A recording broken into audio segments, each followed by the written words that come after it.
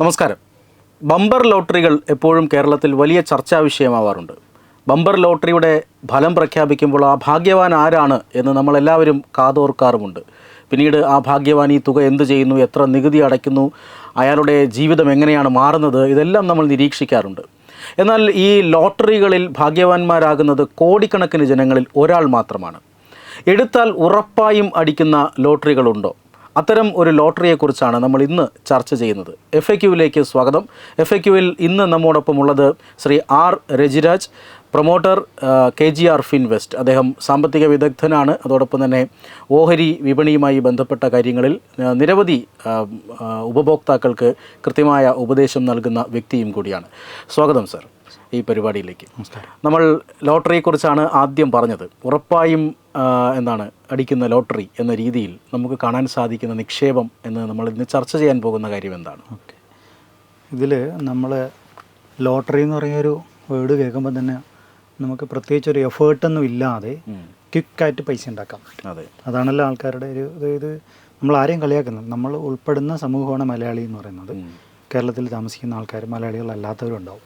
അതിൽ മലയാളി എന്ന് പറയുന്നൊരു സമൂഹത്തിലാണ് ഏറ്റവും കൂടുതൽ ഈ പ്രത്യേകിച്ച് വലിയ എഫേർട്ടൊന്നും ഇല്ലാതെ വിയർക്കാതെ പൈസ ഉണ്ടാക്കാൻ പറ്റും.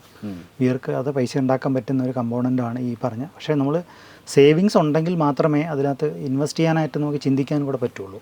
അതെ, ഇപ്പോൾ ഈ 100 രൂപ കൊടുത്തു കഴിഞ്ഞാൽ 2 ലോട്ടറി എടുക്കാൻ പറ്റും. ചിലപ്പോൾ അത് 3 ലോട്ടറി വരെ എടുക്കാൻ പറ്റുമെന്ന്. എനിക്ക് ലോട്ടറിയുടെ കറക്റ്റ് വില അറിയില്ല. 30 രൂപ മുതൽ 50 രൂപയ്ക്ക് അടയ്ക്കാൻ തോന്നുന്നു. അതെ, ബമ്പർ ലോട്ടറികൾക്ക് 500 രൂപ വരെ 200, 300, 500 രൂപയൊക്കെ കൊടുത്ത് ആൾക്കാർ എടുക്കാറുണ്ട്. ഞങ്ങളുടെ ഓഫീസിൽ ഇതുപോലെ സംസാരിക്കുമ്പോഴും ഞങ്ങളുടെ ബാക്ക് ഓഫീസിൽ ഒരാൾ പറയുന്നുണ്ടായിരുന്നു, എനിക്ക് ഈ പ്രാവശ്യത്തെ ബമ്പർ ലോട്ടറി ന്യൂ ഇയറിൻ്റെത് അല്ലെങ്കിൽ ക്രിസ്മസിൻ്റെത് എടുക്കണം. അപ്പോൾ എല്ലാവരുടെ മനസ്സിലും ജോലി ചെയ്യുന്നുണ്ടെങ്കിലും അതിനകത്ത് ചിലപ്പം ഫുൾ ഡെഡിക്കേഷൻ എല്ലാം ഉണ്ടാവും. പക്ഷെ അപ്പോഴും ഇങ്ങനെ ഒരു മനസ്സിലൊരു ആഗ്രഹം കിടപ്പുണ്ട്. ആഗ്രഹത്തിന് വെച്ചിട്ടാണ് ഇവർ ഈ പറഞ്ഞ ലോട്ടറി. അവരെ കുറ്റം പറയാൻ പറ്റില്ല. നമ്മൾക്ക് ഉണ്ടാവുമല്ലോ, ഒരു ബമ്പർ ലോട്ടറി എടുത്തു, 500 രൂപ കൊടുത്തൊരു ലോട്ടറി എടുത്തു, ഇനി എങ്ങാനും അടിച്ചാലോ, ഇനി എങ്ങാനും ബിരിയാണി കൊടുത്താലോ എന്ന് പറയുന്ന പോലെ നമ്മൾ എടുക്കാത്തതുകൊണ്ട് അടിക്കാതിരിക്കേണ്ട. നമ്മളെന്തായാലും ലാസ്റ്റ് ഡേറ്റിലെങ്കിലും ഈ നറുക്കെടുക്കുന്ന 2 മണിക്കോ 3 മണിക്കോ കൊണ്ടാന്ന് തോന്നുന്നു. അതിന് തൊട്ട് മുന്നേ വരെ ഓടിപ്പോയി ആൾക്കാർ കടം മേടിച്ചിട്ടും കൂടെയൊക്കെ ലോട്ടറി എടുക്കുന്ന ആൾക്കാരുണ്ട്. ഞാനൊരു റിയൽ ലൈഫ് സിറ്റുവേഷൻ തന്നെ പറയാം. ഞങ്ങളുടെ തിരുവനന്തപുരത്ത് ഓഫീസിന് പരിസരത്ത് 1, 2, 3, 4 ലോട്ടറി കടകൾ ഏതാണ്ട് ഓപ്പോസിറ്റ് സൈഡിലൊക്കെ തന്നെ ഉണ്ട്. മിക്കവാറും ദിവസങ്ങളിൽ എല്ലാ ദിവസവും വരുന്ന ആൾക്കാർ റിപ്പീറ്റ് ചെയ്തിട്ട് അവിടെ പോയിട്ട് ലോട്ടറി എടുക്കുന്നത് കാണാറുണ്ട്. അതിൽ ഓർഗനൈസ്ഡ് സെക്ടറിൽ വർക്ക് ചെയ്യുന്ന, ഇത് കൃത്യമായിട്ട് സാലറി കിട്ടുന്ന ഉറപ്പുള്ള ഓർഗനൈസ്ഡ്, ഇപ്പോൾ ഗവൺമെൻറ് സെക്ടറിലാവാം, അല്ലെങ്കിൽ IT കമ്പനികളിലാവാം, ബാങ്കുകളിലാവാം, ഇതുപോലെ ഓർഗനൈസ്ഡ് സെക്ടറിൽ വർക്ക് ചെയ്യുന്ന ആൾക്കാർ ഉൾപ്പെടെ ഈ പറഞ്ഞ കമ്മ്യൂണിറ്റിയിലുണ്ട് എന്നുള്ളതിൻ്റെ ഒരു വാസ്തവമാണ്. അപ്പം ഏത് ഡിപ്പാർട്ട്മെൻ്റ് എന്നൊന്നും പറയുന്നില്ല. പക്ഷേ എന്നാലും മിക്കവാറും ദിവസങ്ങളിൽ ഇവർ പോയി ആ ലോട്ടറിയുടെ കൗണ്ടറിൽ പോയി നോക്കി നിന്നിട്ട് കുറച്ച് നേരം ഇങ്ങനെ ആലോചിച്ചൊക്കെ നിന്ന് ലോട്ടറി എടുക്കുന്നുണ്ട്. ഇതിൻ്റെ ഇടയിൽ നല്ല തിരക്കുണ്ടാവും. ഒരാൾ അല്ല 5, 6 പേരൊക്കെ അറ്റ് എ ടൈം വരുന്നുണ്ട്. ലോട്ടറി കച്ചവടം നടത്തുന്ന ആൾക്കാർക്ക് വരുമാനമുണ്ട്, ശരിയാണ്, വേണം അവർക്ക് വരുമാനം. ഒരു ജോലി ചെയ്ത് വരുമാനം ഉണ്ടാക്കണമല്ലോ. അല്ലെങ്കിൽ സ്ട്രീറ്റ് നടന്ന് ലോട്ടറി വിൽക്കുന്ന ആൾക്കാർ, ഒരുപാട് ആൾക്കാരുടെ ജീവിതമാർഗ്ഗം കൂടാണ്. നമ്മൾ ഒരിക്കലും ഇതിനെ കളിയൊക്കെ പറയുന്നതല്ല. പക്ഷേ അപ്പോഴും ഒരു ലോട്ടറി എടുക്കുമ്പം ആ ഒരു ലോട്ടറിക്ക് മാച്ച് ചെയ്യുന്ന ഒരു എമൗണ്ട് മാറ്റി വെച്ച് ഓരോ ദിവസവും ഇതുപോലെ ഒരു മന്ത്ലി നമുക്ക് സേവ് ചെയ്ത് വെച്ചിട്ട് അതിനെ ഇൻവെസ്റ്റ് ചെയ്യാൻ പറ്റുകയാണെങ്കിൽ ഈ പറഞ്ഞ ലോട്ടറി, നേരത്തെ നമ്മൾ പറഞ്ഞ റിയലി ഉള്ള പേപ്പർ ലോട്ടറി ഉണ്ടല്ലോ, അത് വിൻ ചെയ്തില്ലെങ്കിൽ കൂടിയും നമ്മൾക്ക് വിൻ ചെയ്യാൻ ഉറപ്പായിട്ടും ലോട്ടറി തന്നെ കിട്ടാൻ സാധ്യതയുള്ള, നമ്മൾ തന്നെ ചേർന്ന ലോട്ടറി നമുക്ക് തന്നെ വിന്നിങ്ങിനുള്ളൊരു പോസിബിലിറ്റി 100% ഉണ്ട് വിൻ ചെയ്യാനായിട്ട്. കാര്യം കൊടുത്ത പൈസയെങ്കിലും മിനിമം അവിടെ ഉണ്ടാവും. മറ്റേത് കൊടുത്ത പൈസ 100% നഷ്ടത്തിന് സാധ്യതയുള്ളൊരു സംഭവമാണ്. അപ്പോഴേ നമ്മളത് റിയലൈസ് ചെയ്യുന്നില്ല. ഞാൻ എൻ്റെ ഹാർഡ് ഏൺ മണിയാണ് ഞാൻ പാടുപെട്ടപ്പം പറമ്പ് പണിക്ക് പോകുന്ന ആളായിരിക്കും, കുടുംബശ്രീ ജോലിക്ക് പോകുന്ന ആളായിരിക്കും, അല്ലെങ്കിൽ ഏതെങ്കിലും സാധാരണ അൺഓർഗനൈസ്ഡ് സെക്ടറിൽ ഒരുപാട് ജോലിയാണ്. അതാണ് കൂടുതൽ ഇന്ത്യയിലുള്ളത് അല്ലെങ്കിൽ കേരളത്തിലുള്ളത്. അപ്പോൾ അതിലുള്ള ആൾക്കാരാണ് കൂടുതൽ ലോട്ടറി എടുക്കാവുന്ന രീതി കാണാറുള്ളത്. പക്ഷേ എന്ത് സംഭവിക്കുന്നു അതിന് ശേഷം എന്താണെന്നുള്ളത് അവർ അന്വേഷിക്കുന്നില്ല. ആഗ്രഹം മനസ്സിലുണ്ട്, നാളെ എനിക്ക് ലോട്ടറി അടിക്കും എന്നുള്ള ആഗ്രഹത്തിൽ ആളെന്ന് കിടന്നുറങ്ങുന്നു. അടുത്ത ദിവസം എഴുതി നോക്കുമ്പോഴത്തേക്ക് ചിലപ്പോൾ പത്രം കൂടെ നോക്കില്ല, ആരെങ്കിലും വിളിച്ച് പറഞ്ഞാൽ എടുത്ത ആളുടെ നമ്പറും കൊടുത്തിട്ട് പോകണം. സ്ഥിരം എടുക്കുന്ന ആൾക്കാരാണെങ്കിൽ ചിലപ്പോൾ നമ്പർ കൊടുക്കും, ഉണ്ടെങ്കിൽ എന്നെ വിളിച്ചേക്കണം എന്ന് പറയുന്ന ആൾക്കാർ ഞാൻ സംസാരം മധ്യേ വരുന്നതാണ് ഇതൊക്കെ. ഇതൊന്നും അറിയാതെ എടുത്തിട്ട് പോകുന്ന ആൾക്കാരുണ്ട്. പലപ്പോഴും നമ്മുടെ കേരളത്തിന് പുറത്തുള്ള സ്റ്റേറ്റിലെ ആൾക്കാർക്കാണ് ലോട്ടറി അടിക്കുന്നതായിട്ടും റീസെൻ്റായിട്ട് കാണാറുള്ളത്. നമ്മൾ കേരള തമിഴ്നാട് ബോർഡറിലൊക്കെ ചെല്ലുമ്പോൾ അവിടെ ഒരുപാട് ലോട്ടറി കടകളുണ്ടാവും. അവിടെ അപ്പുറത്തെ സ്റ്റേറ്റിൽ ഇല്ലാത്തതുകൊണ്ടായിരിക്കും നമ്മുടെ ഈ കേരളത്തിൽ വന്നിട്ട് അവിടെ നിന്ന് ലോട്ടറി എടുത്തിട്ട് കൊണ്ടുപോകുന്നത്. അവർ മറന്നും പോകും. അതെ, വലിയ തിരക്കാണ്. നല്ല തിരക്കാണ്. അത് നമ്മൾ സിറ്റിയിൽ ഒരു 50 ഷോപ്പ് കാണുമെങ്കിൽ ഒരു 1/2 കിലോമീറ്റർ ഡിസ്റ്റൻസിൽ റോഡിൻ്റെ 2 വശവും 100-ലധികം കടകൾ, ലോട്ടറി കടകൾ മാത്രം കാണാം. അത്യാവശ്യമുള്ള ചായക്കട നോക്കിയാൽ ചിലപ്പോൾ കാണണമെന്നില്ല. അപ്പോൾ ഇത്രയ്ക്കാണ് അതിനകത്തൊരു ഒരു ഒരു തിരക്ക് ആൾക്കാർക്ക് എടുക്കാനായിട്ട്. ഒട്ടും പ്രൊഫഷണൽ അല്ല, എന്നാലും ഹൈലി എഡ്യൂക്കേറ്റഡ് ആണ്, ഭയങ്കര ബുദ്ധിയുള്ള ആൾക്കാരാണ്. ലോജിക്ക് അപ്ലൈ ചെയ്ത് എല്ലാ കാര്യങ്ങളും എല്ലാം റിവ്യൂ ചെയ്ത് ഞാനൊന്ന് ആലോചിക്കട്ടെ എന്ന് പറയും. നമ്മൾ മ്യൂച്വൽ ഫണ്ടിനെ കുറിച്ച് പറഞ്ഞാൽ, ലോട്ടറിയെ കുറിച്ച് സംസാരിച്ചുകൊണ്ടിരിക്കുന്ന ഇടയിൽ ലോട്ടറിക്ക് പറഞ്ഞാൽ നമ്മൾ മ്യൂച്വൽ ഫണ്ട് ചേർന്ന് കഴിഞ്ഞാൽ ചെറിയ എമൗണ്ട് ഇട്ട് കഴിഞ്ഞാൽ നമുക്ക് വിൻ ചെയ്യാനുള്ള ലോട്ടറിയാണ്, 100% കിട്ടുന്ന ലോട്ടറിയാണ്. ഇത് പറയുമ്പോൾ അവർ കേൾക്കാൻ റെഡിയാവില്ല. അതായത് വെൽത്ത് മാനേജ് എന്ന് പറയുമ്പോൾ ഭയങ്കര ബോറിംഗ് ആയിട്ടുള്ള സബ്ജക്റ്റാണ്. നമ്മൾ സ്കൂളിലോ കോളേജിലോ ഒക്കെ ഇത് കൊമേഴ്സ് പഠിപ്പിക്കുമ്പോഴും നമുക്കിത് കേട്ടിരിക്കാൻ എല്ലാവർക്കും ബുദ്ധിമുട്ടാണ്. ഇതിനെക്കുറിച്ചുള്ള സെമിനാറുകളൊക്കെ പറഞ്ഞാലും ആൾക്കാർക്ക് ഒട്ടും താല്പര്യമില്ല. കാര്യം ഭയങ്കര ബോറിംഗ് ആണ്. 15-20 വർഷം പഠിച്ചിട്ടല്ലേ നമുക്ക് ജോലി കിട്ടുക. അത് ഇത്രയും ബോറിംഗ് ആയിട്ടുള്ളൊരു കാര്യം ചെയ്തിട്ട് പിന്നെ നമ്മൾ ഹാർഡ് ആൻഡ് മണിയായിട്ട് കൊണ്ടുവന്ന് നമ്മൾ കഷ്ടപ്പെട്ടുണ്ടാക്കിയ പൈസ ഇതുപോലെ കൊണ്ട് ചൂതാട്ടത്തിൽ കൊണ്ട് കളഞ്ഞിട്ട് പോകുന്നതിന് ഒരു ഒട്ടും ആശാസ്യമായ കാര്യമല്ല. അത് ഗവൺമെൻറ്റും കൂടെ ചേർന്ന് പ്രൊമോട്ട് ചെയ്യുന്നു എന്ന് പറഞ്ഞു. ഗവൺമെൻറ് കുറ്റം പറയുന്നില്ല. വരുമാനം കുറേ ആൾക്കാർക്ക് അത് എൻഷുർ ചെയ്യുന്നുണ്ട്, ശരിയാണ്. പക്ഷെ അപ്പോഴും ഒത്തിരി ആൾക്കാരുടെ കാശ് പോകുന്നുണ്ട്. സൈഡ് എഫക്റ്റ് കൂടി ഉണ്ടല്ലേ. ചില ആളുകൾ ഇതിന് അഡിക്റ്റാണ്. ഇവർ 1-2 ലോട്ടറി അല്ല എടുക്കുന്നത്, വരുമാനത്തിൻ്റെ വലിയൊരു ഭാഗം ഈ ബുക്ക് കണക്കിന് ലോട്ടറി വാങ്ങി പോവുകയും അതിൽ വലിയ നഷ്ടമുണ്ടാവുകയൊക്കെ ചെയ്യുന്നവരുണ്ട്. അതെ, അതായത് ഈ ലോട്ടറി എടുക്കുമ്പോഴത്തേക്ക് ശരിക്കും പറഞ്ഞാൽ ഇത് പല സീരീസിൽ ലോട്ടറി ഉണ്ടാവും. പിന്നെ ഇത്ര ഓതൻറ്റിക്കായിട്ട് പറയാനുള്ള ഇൻഫർമേഷൻ എൻ്റെ ഇല്ല. പക്ഷേ എന്നാൽ ആൾക്കാരുമായിട്ടുള്ള സംസാരത്തിൽ കിട്ടിയിട്ടുള്ള കുറച്ച് ഇൻഫർമേഷൻ ബേസിൽ പല സീരീസ് ഉണ്ടാവും. എ മുതൽ ചിലപ്പം F വരെ ഉണ്ടാവും, അല്ല G വരെ ഉണ്ടാവും. ഒരു 4, 5, 6 സീരീസ് ഉണ്ടാവും. ഈ ഓരോ സീരീസിൽ ഇപ്പോൾ ഒരു നമ്പർ 1, 2, 3 എന്ന് പറഞ്ഞ നമ്പർ, അത് ചിലപ്പോൾ A മുതൽ F വരെയുള്ള സീരീസ് അല്ല, ഇതേ നമ്പർ ആൾ എളുപ്പം എടുക്കും. പിന്നെ എങ്ങാനും വേറെ സീരീസിന് അടിച്ചാലോ, അങ്ങനെ ഒരു ഇതുകൊണ്ട്. അപ്പം എത്ര രൂപ ചിലവാക്കുന്നു, അപ്പോൾ ഒരു മാഡായിട്ടുള്ള സിറ്റുവേഷൻ ആയിരിക്കും അവിടെ നിൽക്കുക. അപ്പോൾ എത്ര രൂപ കള്ളു കുടിച്ചുകൊണ്ടേയിരിക്കും, പൈസ തീരുന്ന അറിയില്ല. അപ്പോൾ ആൾക്ക് മാക്സിമം കള്ളു കുടിക്കുക, അല്ലെങ്കിൽ ആ ഒരു ഓർമ്മ നശിക്കുന്നവരെ അവിടെ ഇരിക്കുക എന്നുള്ളൊരു ഉദ്ദേശത്തിലായിരിക്കും. അതുപോലെ ഒരു വല്ലാത്തൊരു മാഡായിട്ടുള്ള സിറ്റുവേഷനിൽ ആ ഒരു മാനസികാവസ്ഥ ശരിക്കും പറഞ്ഞാൽ ഫാമിലി ലൈഫിനെയൊക്കെ ബാധിക്കാനുള്ള സാധ്യതയുണ്ട്. നമ്മൾ കഷ്ടപ്പെട്ട പൈസ നമ്മുടെ ഒരു ജീവിതത്തിനെ ബെറ്ററാക്കാൻ വേണ്ടി, അല്ലെങ്കിൽ ഫ്യൂച്ചറിൽ നമ്മൾ റിട്ടയർ ചെയ്യേണ്ട സമയത്ത് എന്തെങ്കിലും മിച്ചം വേണമെന്നുള്ള ആഗ്രഹത്തിലാണ് ഇതെല്ലാം ചെയ്യണത്. പക്ഷേ ചെയ്തു വരുമ്പോൾ ഇതൊന്നും കിട്ടാത്ത സാധനത്തിൽ, അടിക്കാത്ത ലോട്ടറിയിലാണ് നമ്മൾ അറിഞ്ഞുകൊണ്ട് പോയി എടുക്കുന്നത്. അതെ, ഈ നമ്മൾ ഈ ലോട്ടറിക്ക് പകരം സജസ്റ്റ് ചെയ്യുന്നത് മ്യൂച്വൽ ഫണ്ടാണല്ലോ. ഈ നേരത്തെ താങ്കൾ പറഞ്ഞതുപോലെ ഇത്തരം വിഷയങ്ങൾ ചർച്ച ചെയ്യുമ്പോൾ ആളുകൾക്ക് കേൾക്കാൻ ഒരു വിരസതയുണ്ട്. അതൊരു പക്ഷേ ഈ സാങ്കേതിക പദങ്ങളൊക്കെ ഉപയോഗിച്ചുകൊണ്ടുള്ള സങ്കീർണമായ ഒരു ടോക്ക് ആയതുകൊണ്ടായിരിക്കാമെന്ന് തോന്നുന്നു. ഈ മ്യൂച്വൽ ഫണ്ട് എന്താണ് എന്ന് ലളിതമായി പറഞ്ഞാൽ എങ്ങനെയാണ്? മ്യൂച്വൽ ഫണ്ട് നമ്മൾ ഇംഗ്ലീഷിലും മലയാളത്തിലും പറയാം. പക്ഷേ ഈ ഫിനാൻസിൻ്റെ ടേംസ് എല്ലാം പറയുമ്പോൾ കഴിയുന്നതും ഇംഗ്ലീഷിൽ പറയുക എന്നുള്ളതാണ് കേൾക്കാനൊരു സുഖം. അപ്പോൾ മലയാളം മാത്രം അറിയാവുന്ന ഒരാളിനും ഇംഗ്ലീഷിൽ പറയുന്ന ടേംസ് കേട്ടാൽ ആൾക്ക് മനസ്സിലാവും. എസ്പെഷ്യലി മലയാളികൾക്ക് ഇതെല്ലാം മനസ്സിലാവും. നമ്മളെക്കാൾ ബുദ്ധിമാന്മാരൊന്നുമില്ല, ഇറങ്ങുമില്ല. പക്ഷെ എന്നാലും കാണിക്കുന്നതൊക്കെ ഇതുപോലത്തെ മണ്ടത്തരങ്ങളാണ്. നമ്മുടെ പൈസ വേറെ ആൾ കൊണ്ട് കൊടുത്ത് അത് കുറേ ആൾക്കാരെ ഫീഡ് ചെയ്യുന്നുണ്ട്, ശരിയാണ് സംഭവിച്ചു. നമ്മൾ ഒരാൾ 100 രൂപ വീതം ഇൻവെസ്റ്റ് ചെയ്ത് ഒരു 100 പേര് ഇൻവെസ്റ്റ് ചെയ്യുമ്പോഴത്തേനും ഏതാണ്ട് 10,000 രൂപ കളക്ട് ചെയ്ത്, ഈ 10,000 രൂപ കളക്ട് ചെയ്യുന്ന പൈസ വെച്ചിട്ട് ഒരു പർട്ടിക്കുലർ പ്രൊഫഷണൽ ഫണ്ട് മാനേജർ ഈ കൊടുത്ത പൈസേനെ മാനേജ് ചെയ്യണം. ഇൻവെസ്റ്റ് ചെയ്യാൻ വേണ്ടിയിട്ടുള്ള ഏറ്റവും പ്രോമിസിങ് ആയിട്ടുള്ള ഓഹരികളിലോ കടപ്പത്രങ്ങളിലോ ബോണ്ടുകളിലോ ഗോൾഡ്, സിൽവർ, അങ്ങനെ കമ്പൈൻഡ് ആയിട്ടുള്ള പല അസറ്റ്സിലും ഇക്വിറ്റി മാത്രം, അതായത് ഓഹരി മാത്രമായിട്ട് ഇൻവെസ്റ്റ് ചെയ്യാം, പല അസറ്റ്സിലും ഇൻവെസ്റ്റ് ചെയ്യത്തക്ക രീതിയിലും, അതായത് മൾട്ടി അസറ്റ് കാറ്റഗറിയൊക്കെ ചെയ്യാം. അപ്പോൾ ഇതിനകത്ത് മ്യൂച്വൽ ഫണ്ട് എന്ന് പറയുന്നത് it's A pooling of fund from different investors. പല ആൾക്കാർ ചേർന്ന് കോൺട്രിബ്യൂട്ട് ചെയ്യുന്ന പൈസയാണ്. അപ്പം നമ്മൾ ചിട്ടിയായിട്ട് വേണമെങ്കിൽ കമ്പയർ ചെയ്ത് പറയാം. ഇപ്പോൾ കുറച്ച് ആൾക്കാർ ചേർന്ന് ഒരാളെ വട്ടച്ചിട്ടി നമ്മൾ പറയുമല്ലോ, അയൽക്കത്ത് ചേച്ചി നടത്തുന്ന ഒരു ചിട്ടിയാണ്. ഈ ചിട്ടി ശരിക്കും പറഞ്ഞു കഴിഞ്ഞാൽ നമ്മൾ കൊടുത്ത പൈസ ആൾ നോക്കുകൂലിയും കൂടെ എടുത്തിട്ട് തിരിച്ചു തരികയാണ് ചെയ്യുന്നത്. പിന്നെ കുറച്ചുകൂടെ ഓർഗനൈസ്ഡ് ആയിട്ടുള്ള ചിട്ടികളുണ്ട്. അപ്പോൾ അതിലാണെങ്കിൽ നമ്മൾ മാസം തോറും അടച്ചുകൊണ്ടിരിക്കും, ലേലം അങ്ങനത്തെ കാര്യങ്ങളൊക്കെ ഉണ്ട്. മ്യൂച്വൽ ഫണ്ടിലും ഇതുപോലെ നമുക്ക് ഈ പല ആൾക്കാരിൽ നിന്ന് കളക്ട് ചെയ്യുന്ന പൈസ മാനേജ് ചെയ്യാൻ ഒരു പർട്ടിക്കുലർ ഫണ്ട് മാനേജർ ഉണ്ടാവും. അത് പ്രൊഫഷണൽ ഫണ്ട് മാനേജേഴ്സ് ആയിരിക്കും. AMCs എന്ന് തന്നെ പറയും, അസറ്റ് മാനേജ്മെൻറ്റ് കമ്പനി. അവർ പ്രൊഫഷണൽ ഫണ്ട് മാനേജേഴ്സിനെ അപ്പോയിൻറ്റ് ചെയ്തിട്ടുണ്ട്. പല തീമുകൾ ലോഞ്ച് ചെയ്യും അവർ. പല സമയത്ത് ടെക്നോളജി ഫണ്ട്, അല്ലെങ്കിൽ IT fund, banking fund, FMCG fund, logistics fund, oil and അങ്ങനെ പല സെക്ടറുകളിൽ ഇൻവെസ്റ്റ് ചെയ്യുന്ന പല കമ്പനികളിലെ ഓഹരികളിൽ ഇൻവെസ്റ്റ് ചെയ്യുന്ന ടീമുകൾ പല സമയത്തായിട്ട് ലോഞ്ച് ചെയ്യും. അപ്പോൾ ഇതൊക്കെ ഇൻവെസ്റ്റ് ചെയ്യാനായിട്ടുള്ള ഡിസിഷൻ എടുക്കേണ്ടതും അനലൈസ് ചെയ്യേണ്ടതും ഇൻവെസ്റ്റേഴ്സ് അല്ല. ഇൻവെസ്റ്റേഴ്സിന് ആ ജോലിയില്ല. അതെ, മ്യൂച്വൽ ഫണ്ട് മാനേജറുടെ ജോലി എന്ന് പറഞ്ഞാൽ ഈ ഇൻവെസ്റ്റ് ചെയ്ത ആൾക്കാർ, പൈസ കോൺട്രിബ്യൂട്ട് ചെയ്ത ആൾക്കാർക്ക് വേണ്ടിയിട്ടുള്ള പ്രോസ്പെക്ട്സ്, അതായത് അവർക്കുള്ള ലാഭം ഉണ്ടാക്കി കൊടുക്കുക എന്നുള്ളൊരു ഗോൾ വെച്ചിട്ടായിരിക്കും അവർ ഇൻവെസ്റ്റ് ചെയ്യുക. അല്ല നഷ്ടം ഉണ്ടാക്കാൻ വേണ്ടി ഒരു ഫണ്ട് മാനേജറും ഒന്നും ചെയ്യില്ല. അപ്പോൾ വാങ്ങുന്ന ഓഹരി അല്ലെങ്കിൽ ഇൻവെസ്റ്റ് ചെയ്യുന്ന ഒരു അസറ്റ് ഗ്രോ ചെയ്യാൻ വേണ്ടിയിട്ടാണ് അവർ ചെയ്യുന്നത്. അത്രയും വേണ്ട റിസർച്ചുകളെല്ലാം ചെയ്യുന്നുണ്ടാവും. എപ്പോഴും ലോങ് ടൈമിലേക്ക് നമ്മൾ ഇൻവെസ്റ്റ് ചെയ്യുകയാണെങ്കിൽ ഏത് മ്യൂച്വൽ ഫണ്ടിലും നമുക്കൊരു നമ്മൾ വിചാരിക്കുന്നതിനേക്കാളും എക്സ്പെക്റ്റ് ചെയ്യുന്നതിനേക്കാൾ കൂടുതൽ നമ്മൾ ഗോളിലേക്ക് അച്ചീവ് ചെയ്യാനുള്ള ചാൻസസ് കിട്ടും. മ്യൂച്വൽ ഫണ്ട് എന്ന് പറഞ്ഞൊരു കുറേ ആൾക്കാർ ചേർന്ന് കോൺട്രിബ്യൂട്ട് ചെയ്യുന്ന പൈസ ഒരു പർട്ടിക്കുലർ പ്രൊഫഷണൽ ഫണ്ട് മാനേജർ അതിനെ മാനേജ് ചെയ്യുന്നു. അതിൻ്റെ ലാഭവിഹിതം യൂണിറ്റുകളായിട്ട് ഡിവൈഡ് ചെയ്ത് കൊടുക്കുന്നു. വളരെ സിമ്പിളായിട്ടുള്ളൊരു ടൈമാണ്. ചുരുക്കി പറഞ്ഞാൽ നമ്മുടെ ചെറിയ ചെറിയ സമ്പാദ്യങ്ങൾ ഒരു പ്രൊഫഷണൽ നിക്ഷേപം അറിയാവുന്ന ഒരാൾക്ക് കൈമാറുന്നു. അയാളത് നിക്ഷേപിച്ച് റിട്ടേൺ നമുക്ക് തരുന്നു. ഇതാണ്. അപ്പോൾ ഇങ്ങനെയാണ് എങ്കിൽ ആർക്കൊക്കെ ഒരു മ്യൂച്വൽ ഫണ്ട് നിക്ഷേപകനാകാം? സർക്കാർ ജീവനക്കാർക്കാണോ, അല്ലെങ്കിൽ കൃത്യമായ വരുമാനം കിട്ടുന്ന ഹൈ ഇൻകം ഗ്രൂപ്പിനാണോ, അതോ സാധാരണക്കാരനും ഇതിൽ അംഗമാകാൻ പറ്റുമോ? മ്യൂച്വൽ ഫണ്ട് ഇൻവെസ്റ്റ് ചെയ്യാനായിട്ട് 18 വയസ്സ് കഴിഞ്ഞ ഇന്ത്യൻ ആയിട്ടുള്ള ആർക്കും, NRIസിനും ഇൻവെസ്റ്റ് ചെയ്യാം. അപ്പോൾ നമ്മൾ കേരളത്തിലെ കേസ് പറയുകയാണെങ്കിൽ സ്കൂളിൽ പഠിക്കുന്ന കുട്ടികൾക്ക് വേണമെങ്കിൽ ഇൻവെസ്റ്റ് ചെയ്യാം. ഇപ്പോൾ 15 വയസ്സുള്ള ഒരാൾ, ഒരു 10ാം ക്ലാസ്സിലോ 11ാം ക്ലാസ്സിൽ പഠിക്കുന്ന ഒരു കുട്ടി, ആ കുട്ടിയുടെ പേരിലും പാരൻസിന് ഇൻവെസ്റ്റ് ചെയ്യാം. അതിലൊരു ബന്ധുവിന് വേണമെങ്കിൽ ഇൻവെസ്റ്റ് ചെയ്യാൻ പറ്റുന്ന രീതിയിലേക്ക് എടുക്കാം. ഇതൊരു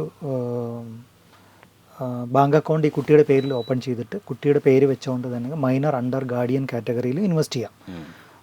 ജനറൽ കാറ്റഗറിയിൽ വന്നു കഴിഞ്ഞാൽ ഗവൺമെൻറ് സർവീസ് ജോലി ചെയ്യുന്ന ആൾക്കാർ, അത് സ്റ്റേറ്റ് ഗവൺമെൻറ്, സെൻട്രൽ ഗവൺമെൻറ് ആവാം, ഇൻഷുറൻസ് കമ്പനികൾ ജോലി ചെയ്യുന്ന ആൾക്കാരാവാം, പ്രൈവറ്റ് സെക്ടറിലാവാം. ഏത് സെക്ടറിൽ ജോലി ചെയ്യുന്ന ആൾക്കാരും വരുമാനം ഉണ്ടെങ്കിൽ, അവർക്ക് മാറ്റിവെക്കാൻ ഒരു നിശ്ചിത തുകയുണ്ടെങ്കിൽ, അത് ഏറ്റവും കുറഞ്ഞ എമൗണ്ട് എത്രയാണെന്ന് വെച്ചാൽ 100 രൂപ വീതം വേണമെങ്കിലും മാസം തോറും നമുക്ക് സിസ്റ്റമാറ്റിക് ഇൻവെസ്റ്റ്മെൻറ്റ് ചെയ്യത്തക്ക രീതിയിലുള്ള ഫണ്ടുകളും ഉണ്ട്. ഏറ്റവും കുറഞ്ഞ SIP പറഞ്ഞാൽ 100-നുണ്ട്, 500-നുണ്ട്, 1000-നുണ്ട്. മാസം 1000 രൂപ ഇൻവെസ്റ്റ് ചെയ്യാൻ പറ്റുന്ന ഒരാളാണെങ്കിൽ ഒരു 25 വർഷം നമ്മൾ ഈ 1000 രൂപ വീതം കോൺട്രിബ്യൂട്ട് ചെയ്തുകൊണ്ടിരുന്നു കഴിഞ്ഞാൽ, ഇൻവെസ്റ്റ് ചെയ്തുകൊണ്ടിരുന്നു കഴിഞ്ഞാൽ, ആൾക്ക് റിട്ടയർ ചെയ്യുന്ന സമയത്ത് നേരത്തെ ഉണ്ടായിരുന്ന FDയോ അല്ലെന്നുണ്ടെങ്കിൽ ഗോൾഡോ വേറൊരു അസറ്റിലും ടച്ച് ചെയ്യാതെ ഈ ചെയ്ത SIPയിൽ നിന്ന് തന്നെ ആൾക്കൊരു റിട്ടയർമെൻറ്റ് ഗോൾ അച്ചീവ് ചെയ്യാൻ പറ്റും. ഏർലി റിട്ടയർമെൻറ്റ് പോലും എടുക്കാൻ പറ്റും. ഇപ്പം ഒരു എക്സാമ്പിൾ പറഞ്ഞാൽ, ഒരു കുഞ്ഞ് ജനിക്കുമ്പോൾ അപ്പോൾ ആൾ സ്കൂളിംഗ് സ്റ്റാർട്ട് ചെയ്തു, ഒരു +2 കഴിഞ്ഞു, ഗ്രാജുവേഷൻ കഴിഞ്ഞു, PG കഴിഞ്ഞു, ചിലപ്പോൾ പിന്നെ റിസർച്ചിന് പോയി, ഏതാണ്ട് 20-25 ചിലപ്പോൾ 30 വർഷം വരെയൊക്കെ ആയിരിക്കും നമ്മൾ പഠിക്കുക. 30ാമത്തെ ഏജ് വരെ അല്ലെങ്കിൽ 35ാമത്തെ ഏജ് വരെയൊക്കെ പഠിക്കുന്ന ആൾക്കാരുണ്ടാവും. ഇത് കഴിഞ്ഞിട്ടും ചിലപ്പോൾ ജോലി കിട്ടാതെ പിന്നെ അടുത്ത കോഴ്സിന് ചേരുന്ന ആൾക്കാരുണ്ടാവും. ഈ പീരീഡിൽ പാരൻസിന് ഇവർക്ക് വേണ്ടി ഒരു ചെറിയ കോൺട്രിബ്യൂഷൻ ചെയ്യാൻ പറ്റും. ഈ പറഞ്ഞ 1000 രൂപ തന്നെ ധാരാളമായിരിക്കും. 1000-ഓ 2000 രൂപയോ മാസം തോറും നമ്മൾ ഇൻവെസ്റ്റ് ചെയ്തുകൊണ്ടിരുന്നാൽ ഈ കുട്ടിയുടെ പ്രൊഫഷണൽ എഡ്യൂക്കേഷൻ കഴിഞ്ഞ് പിന്നെയും ജോലി കിട്ടുന്നില്ല. അപ്പം കോമ്പറ്റീഷൻ ഭയങ്കരമാണ് ജോലി കിട്ടാനായിട്ട്. അപ്പോൾ 100 മാർക്ക് കിട്ടുന്ന ഒരു 10 പേരുണ്ട്, ബാക്കി 90-ന് താഴെയാണ് ബാക്കി എല്ലാവർക്കും കിട്ടിയിട്ടുള്ളത്. അപ്പോൾ ഈ 100 മാർക്ക് കിട്ടിയ ആൾക്കാരെ ആയിരിക്കുമല്ലോ കമ്പനികൾ അത് ചൂസ് ചെയ്യുക. അപ്പോൾ പഠിച്ചിറങ്ങുന്ന കോഴ്സ് കഴിഞ്ഞ് ഇറങ്ങുന്ന എല്ലാവർക്കും ജോലി കിട്ടുന്ന നിർബന്ധമില്ല.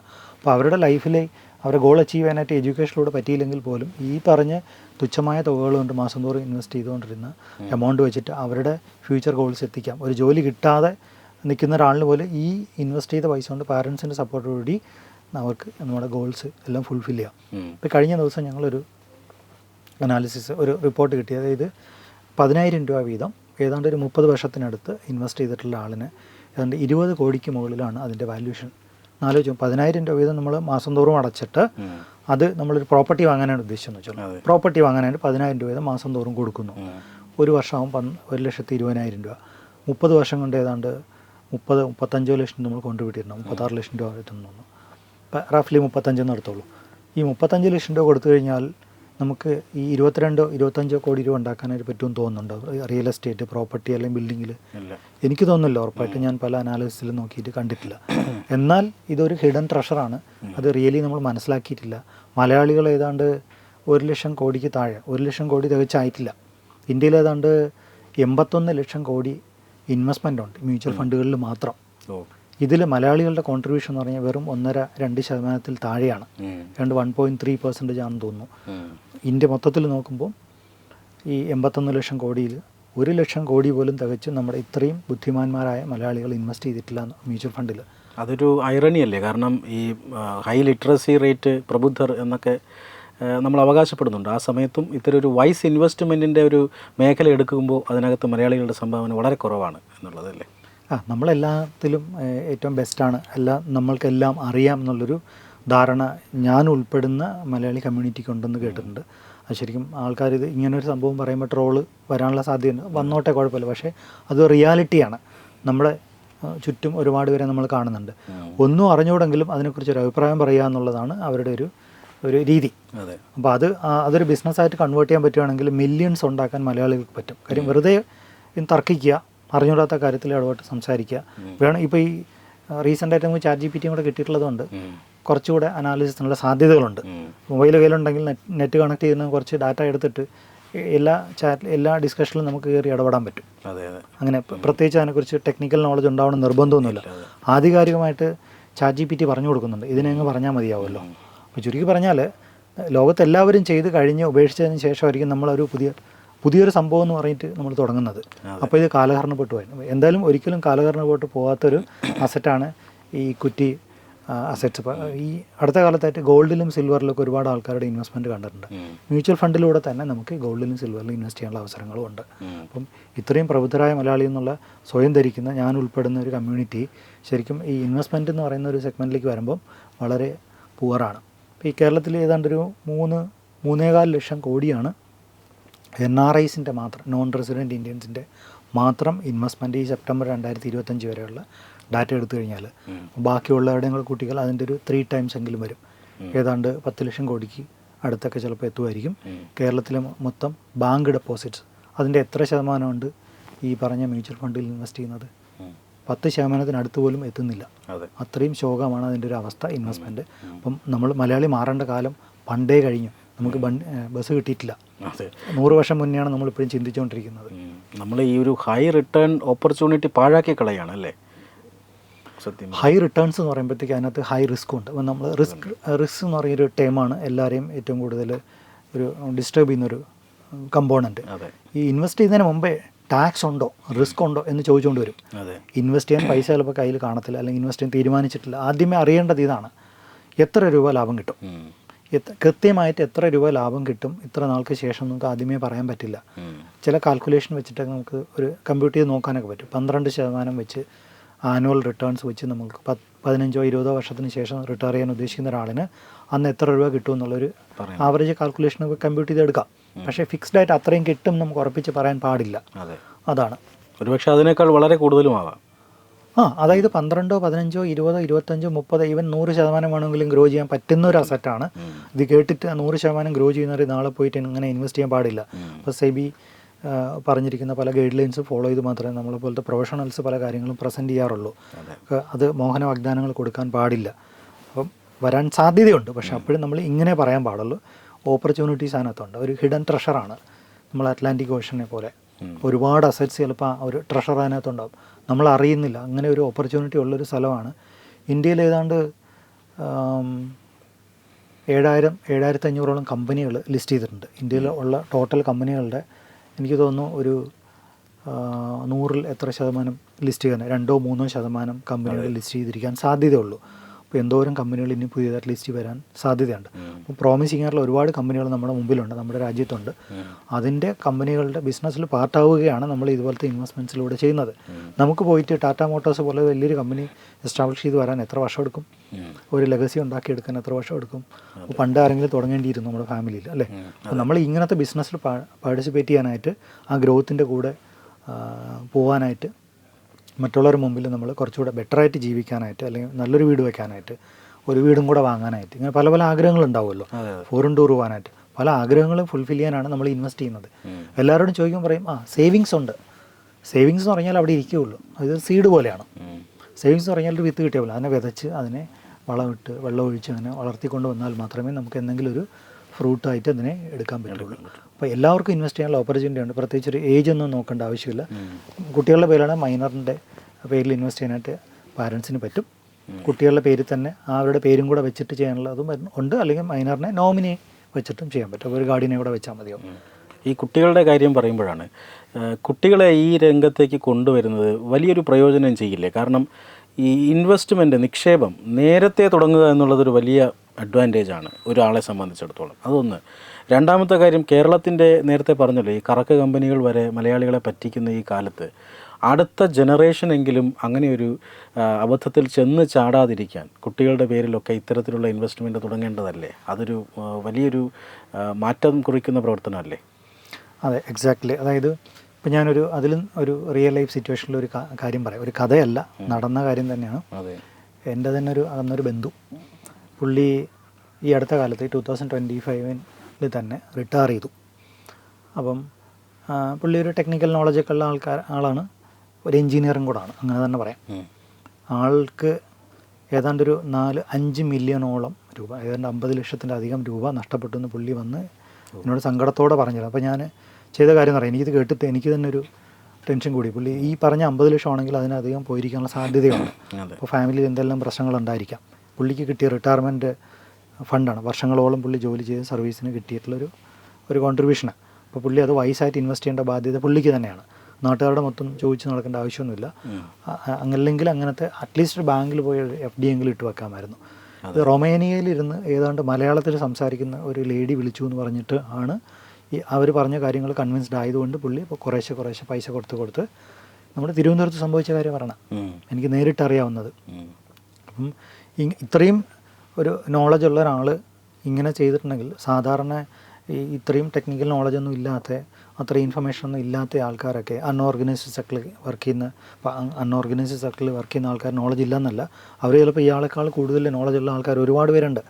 അപ്പം ഇത്രയും പൈസ കൊണ്ട് കളയാനായിട്ട് ആളുകൾ ഉണ്ടായിട്ടല്ലേ. അതെ. ഇപ്പോൾ കഴിഞ്ഞ ദിവസം ഒരു ട്രോൾ ഇതുപോലെ കണ്ടു, ഒരാൾ കേസ് കൊടുത്തിരിക്കുന്നു, ആളുടെ പൈസ ആരാണ്ട് തട്ടിക്കൊണ്ട് പോയി. അപ്പോൾ ഏതാണ്ട് 2-3 കോടിയോ അതിന് മുകളിലും കൊണ്ടാണ്. അയാളും ഒരു NRI കൊണ്ടാണ്, അത്യാവശ്യം നല്ല ടെക്നിക്കൽ നോളജൊക്കെ ഉള്ള ആളെന്നാണ് അയാളുടെ പ്രൊഫൈൽ കണ്ടപ്പോൾ മനസ്സിലായത്. അപ്പോൾ അതിൽ ആൾക്കാർ കമൻറ്റ് എഴുതിയിരിക്കുന്നത്, ഇയാൾ എന്നെ പറ്റിക്കൂ എന്ന് പറഞ്ഞ് റോഡിൽ ഇറങ്ങി നിൽക്കുകയാണ്, ആൾക്കാർ വന്ന് പറ്റിച്ചിട്ട് പോകാൻ വേണ്ടിയിട്ട്. ഈ രീതിയിലാണ് മലയാളി ബിഹേവ് ചെയ്യുന്നത്. ഇത് ഇത്രയും കാശുണ്ടായിട്ടും പിന്നെ അതിനെ ഇരട്ടിപ്പിക്കാൻ വേണ്ടിയിട്ട് ഈ പറഞ്ഞ പോലെ കറക്ക് കമ്പനികളിൽ പോയി. ഇപ്പോൾ നമ്മൾ ഈ ഇൻ്റർവ്യൂ എടുക്കുന്ന ആ ഒരു സമയത്തിൻ്റെ ഇടയിൽ 10-15 മിനിറ്റ് അല്ലെങ്കിൽ 1 മണിക്കൂർ, അരമണിക്കൂർ, ഇതിൻ്റെ ഈ 1 മണിക്കൂറിൻ്റെ ഇടയിൽ 100 കണക്കിന് തട്ടിപ്പുകൾ കേരളത്തിൽ തന്നെ നടക്കുന്നു. നമ്മൾ തിരുവനന്തപുരത്ത് പോലും കേരളത്തിൽ തന്നെ നടന്നിട്ടുണ്ടാവും.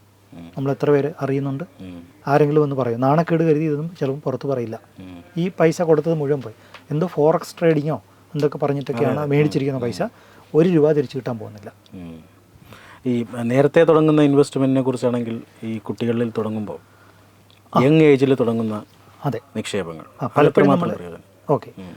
പലപ്പോഴും നമ്മൾ പറയും ബെറ്റർ ലേറ്റ് തന്നെ പറയും. അപ്പം താമസിച്ചിട്ടില്ല. അപ്പോൾ നമ്മൾ ഒരാൾ കാണുമ്പോഴത്തേ ഓക്കെ എനിക്ക് 35 വയസ്സായി, ഇനിയൊക്കെ ഇൻവെസ്റ്റ് ചെയ്താൽ എത്ര നാൾ ചെയ്യാൻ പറ്റും. അപ്പോൾ ആൾ ചെറിയ ഏജിൽ തന്നെ ആളുടെ ഒരു ബന്ധു ഇൻവെസ്റ്റ് ചെയ്യാൻ റെഡി ആയിട്ടുണ്ടെങ്കിൽ ഈ ആളിന് ഈ പറഞ്ഞ ടെൻഷൻ അടിക്കേണ്ട ആവശ്യമില്ല. അല്ലെങ്കിൽ ജോലി പോകുന്നുള്ള, പ്രൈവറ്റ് സെക്ടറിൽ ജോലി ചെയ്യുന്ന ഒരാളിനെ സംബന്ധിച്ച് ചിലപ്പം ഒരു അൺസർട്ടൺ സിറ്റുവേഷൻ, ഇപ്പോൾ ഗവൺമെൻറ് സെക്ടറിലും ചിലപ്പോൾ ഉണ്ടാവാം, പെൻഷൻ കിട്ടാത്ത ഡിപ്പാർട്ട്മെൻറ്റുകളും സാലറി ഡിലേ ആവുന്ന സ്ഥലങ്ങൾ ഉണ്ടാവാം. അപ്പോൾ അതുകൊണ്ട് ഇങ്ങനത്തെ അൺസർട്ടൺ സിറ്റുവേഷനെയൊക്കെ ഓവർകം ചെയ്യാനായിട്ട് നമ്മൾ എത്രയും നേരത്തെ തുടങ്ങുക എന്നുള്ളതാണ്. ഇത് എത്ര നേരത്തെ നമ്മൾ തുടങ്ങിയോ അത്രയും നേരത്തെ നമുക്ക് റിട്ടയർ ചെയ്യാം. ഏർലി റിട്ടയർമെൻറ്റ് ഇപ്പോൾ ഒരു ഫാഷനായിട്ട് കണ്ടിട്ടുണ്ട്. അപ്പം പല യങ്സ്റ്റേഴ്സും ഒരു 25 വയസ്സിൽ ജോലി അല്ലെങ്കിൽ 23 വയസ്സിൽ ജോലി കയറിയിട്ട് 10 വർഷമൊക്കെ ജോലി ചെയ്തതിന് ശേഷം നേരത്തെ ആൾ മാറ്റി വെച്ച ഇഷ്ടങ്ങളെ ഫുൾഫിൽ ചെയ്യാൻ വേണ്ടി യാത്ര ചെയ്യുന്നുണ്ടാവും. ചില ആൾക്കാർ യൂട്യൂബ് ചാനൽ നടത്തുന്നുണ്ടാവും, അല്ലെ റൈഡറാവും, അല്ലെ എന്തെങ്കിലും ചെറിയ ബിസിനസ് തുടങ്ങും.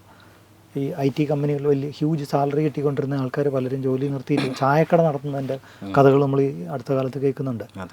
അപ്പം അങ്ങനത്തെ ഒരു കാലമാണ്. അപ്പം പാരൻസിനടുത്തും ഈ നിർബന്ധിക്കാനായിട്ട് നമ്മൾ ഈ കുട്ടിക്ക് പറ്റില്ലല്ലോ. പാരൻസ് തന്നെ തിരിച്ചറിയും ചെയ്യണം.